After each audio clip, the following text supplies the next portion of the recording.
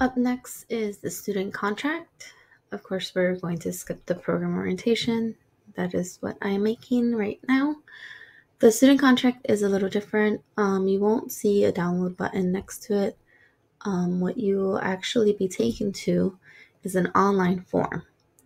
So I recently created this using Microsoft Forms.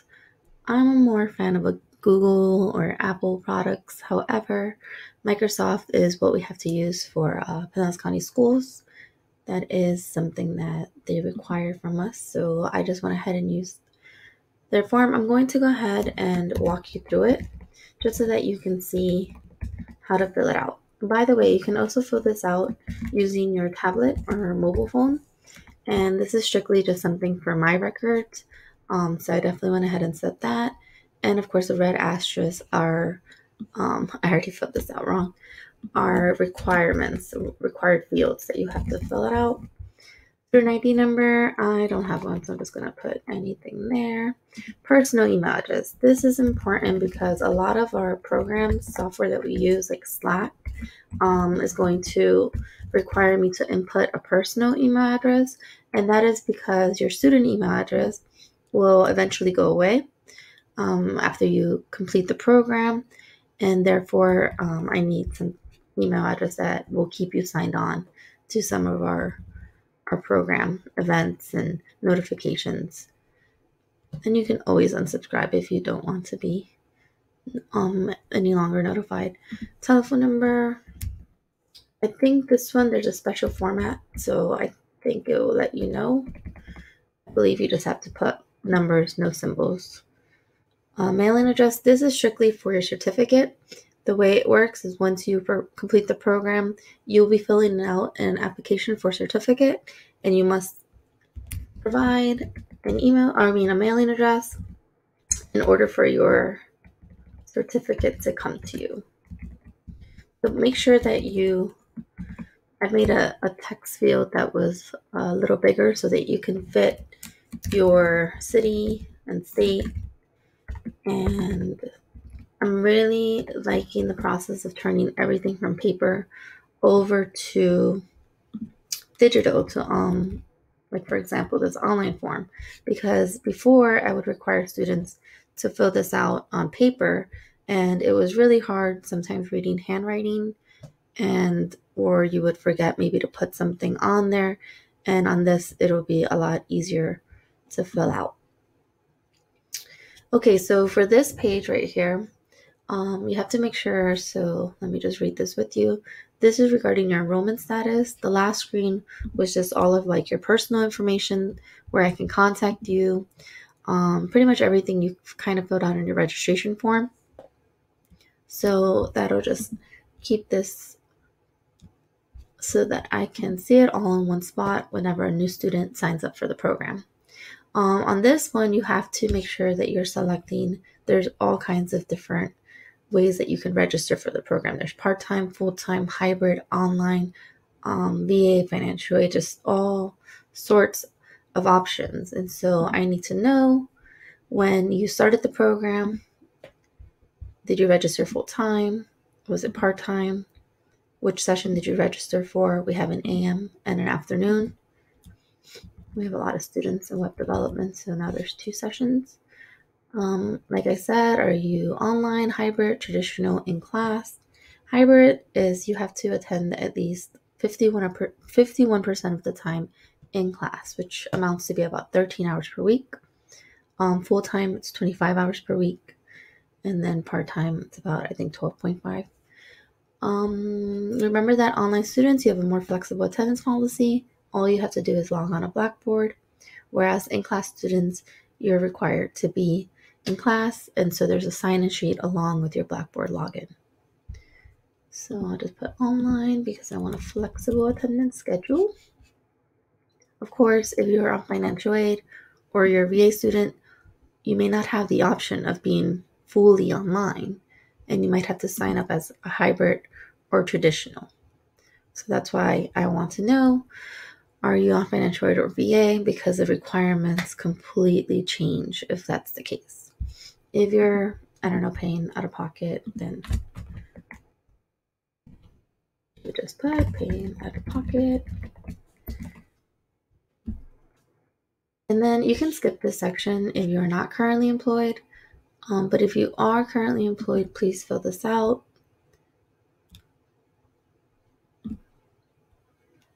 And then lastly, this is actually something that, so let me just read this. Make sure you have first read and understand the syllabus and policies. So the two documents that we went over, the two PDFs in the last video tutorials, and I showed you where that was located on Blackboard under Getting Started. And then you're going to read the following and confirm that you're adhering to the expectations, policies, requirements by checking the appropriate boxes. So you understand that the web development program uses an A to F letter grading structure. I'm not going to try and read all of this. Just go ahead and go over it. If there's something in that you don't understand or you feel uncomfortable check marking, please let me know and I can definitely further explain. I also have guidance counselors that have reviewed this for me, and I've made some changes, and therefore they're also the experts on this. Remember that it is not self-paced. There are OCPs that you have to complete. You have about 150 hours for each OCP, so that's about 6 weeks. The whole program's 1050 hours. There are minimum performance and attendance policies that must be maintained. Remember not to just go MIA for 6 or more days, because if that's the case, then I have to withdraw you automatically. That is the PTC policy. There are no such things as excused absences. So academic requirements, again, 0 to 100%. Minimum requirement, 70%. You have to make sure that if you're full-time or part-time, you know how many task hours you're responsible for. There are always the weekends, holidays, that you can catch up in case you're falling behind. Everything is submitted digitally. That's why we have Blackboard. And you want to submit as soon as you complete the assignment. I will grade the assignment. It is your responsibility to review. Remember that you have 3 attempts for assignments, 1 attempt for projects. And if I give you like 60% on something, then you should be able to review my comments, make changes, and resubmit that assignment for a higher grade. Please, this one is important. I am available. I'm trying to be very flexible with my availability, but I try to stick to my schedule as well. So my schedule is Monday through Friday. On the weekend, sometimes I do get messages from students, and I understand that it can be frustrating if you're stuck, especially in coding, and you need help. Try to remember that my scheduled hours are Monday through Friday, 7 a.m. to 12:15, and at the moment, I'm also the afternoon instructor, and that is for Wednesdays and Thursdays from 2:15 p.m. to 5:15 p.m. Remember that if you go over the 150 hours per OCP, there are late points deducted, and I can explain to you when I show you the tracking sheet. And there's a course survey after you've completed the OCP. It's at the very end, and you do need to fill this out because that way it lets me know that you're done with that OCP, and then I can go ahead and submit a grade report. I'll submit it to you so that you can see if there's anything missing or that you've completed everything correctly, and then you can move on to the next OCP.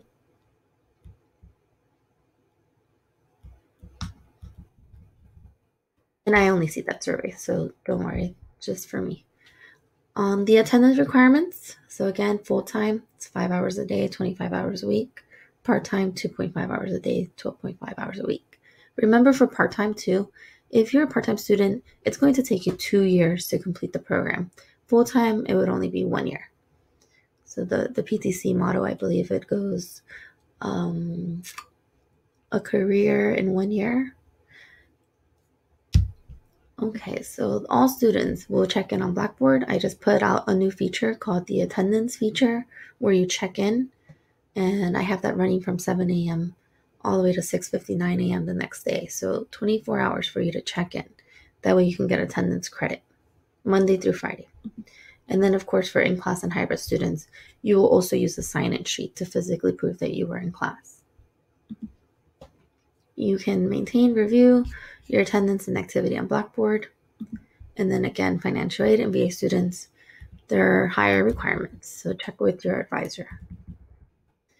If you're just an online student, you are solely responsible for owning and installing all of the necessary hardware, software, and you also have to have internet connectivity. Of course, you're going to be a web developer, so that should go without saying. The software, it's all free, so I'll go over that when we cover the textbooks and software. But the hardware is not free, so you should just be able to use any laptop to complete this program or desktop. I would definitely highly suggest against Chromebooks or any type of computer that only allows you to use the internet. You need to have a computer that will allow you to download software, especially the Adobe programs, which are a little bit more heavy duty. So when as an online student, again, remember my scheduled hours are Monday through Friday, 7 a.m. to 12:15. Please, no midnight messages. I try to actually turn off my phone, but sometimes I try to also make sure that because I'm using a cell phone, that I really clearly state my scheduled hours for work. If there are any technical difficulties, hardware, software, internet malfunctions, unfortunately, that is not a reason for missing any deadlines. And I get that all the time. Try to maybe find another computer, have a relative let you borrow their computer or use the public library. I believe a lot of areas also have Wi-Fi spots. And even if you're an online student, you are more than welcome to come to the lab and attend lectures. As far as course communication and announcements, I really try to make it a point to let you know when I am making announcements on Slack, on Blackboard, on email. I'll even sometimes have to call you.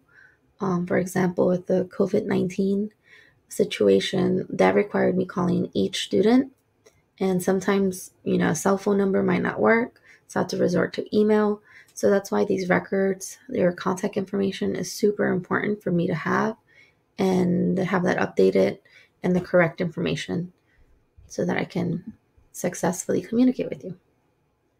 It's still your responsibility to check for daily announcements, and that's something that happens Monday through Friday. And in case I have emailed you or called you, left you a voicemail, please try to respond in a timely and professional manner within 2 to 3 business days. Remember, if you're emailing me, that's going through Pinellas County Schools, so there's a record of that email. So you want to keep it clean and professional. The student probation policy, you have to maintain at least 70% in grades and attendance. So the reason why I emphasize on the and is because a lot of students will let me know that they've logged into Blackboard every day, that their attendance is 100%, and that's fine. But if you're not turning in work, or if you're missing deadlines, you're really far behind on an OCP, then that will also merit an SAS meeting, a student academic success meeting. And then if we have too many of those, then you can end up on probation. So that's what I just said right there. And then if you're an online student, this might mean that you have to now start attending in class. If you're placed on probation for 2 consecutive terms, you will be dropped from the program for at least 6 months. And that's up to the teacher's discretion. I fully understand that there are energy certs. That's actually the next video. But that is something that I want to touch on briefly. PCC as a school, they really do push at least getting 1 industry certification before completing the program. The one that I would suggest is getting the MTA, Intro to Programming, using HTML and CSS. That one's going to go great hand in hand with your web development certificate. Of course, there's other ones like Adobe and Microsoft Office, but the Microsoft Technology Associate is definitely the best one. In order to test for the industry certifications, you must get a 90% or above on your Geometrics practice test. And then that will let me know that, okay, you're wanting to take one, and you only get 2 attempts. So that's right here. And it is free of charge. It is only done on campus because you need a proctor, and the proctor is only available during specific times. And I'll go over that with the next video tutorial. These are all the certs that you can obtain. After you've completed the program, you are not allowed to take any certification tests. So you can't buy an extra term and dedicate it just to completing cert tests. You want to get these throughout the program. You're responsible for your own textbooks and supplies. I will not let you borrow my textbooks. If there are students who are selling their textbooks, you can definitely do that. Please don't ask to borrow textbooks from other classmates and put them in an uncomfortable situation. It becomes very unfair that other students went and bought their textbooks and you are borrowing or trying to get free textbooks. It's just, unfortunately, that's not how it works. You need to have all your textbooks and supplies. I will also provide a lanyard, a thumb drive, and a program shirt. If you lose any of these, there are no replacements. You will be having a lot of logins and passwords that you need to remember. So a nifty little tip is to maybe store all of these on your phone or a notebook that you always carry. Please don't always ask me to remember your passwords or logins, because there's just too many students and it becomes a hassle trying to remember everybody's instead of you just remembering yours. To stay current with evolving technologies, specific course textbooks are subject to modification. So that's why you don't want to get all your textbooks at once. You want to get them one at a time in case I decide to replace one. Maybe update the curriculum. So just get one at a time. As you finish that, then go on to the next one. But make sure you also get it on time. So if you're ordering from Amazon, for example, and they're telling you that it's going to be 7 to 10 business days, then you don't want to get it when you're completing the last assignment in the OCP. You want to start thinking about getting that, a week or 2 weeks before that. And then lastly, as far as the course goes, I do code-alongs and code-offs in class and on Blackboard Collaborate. So you want to try and attend these as many as possible. We go beyond the textbook. I have some original ideas that I put out to try and get you guys thinking outside the box. Okay, and then that is the student contract.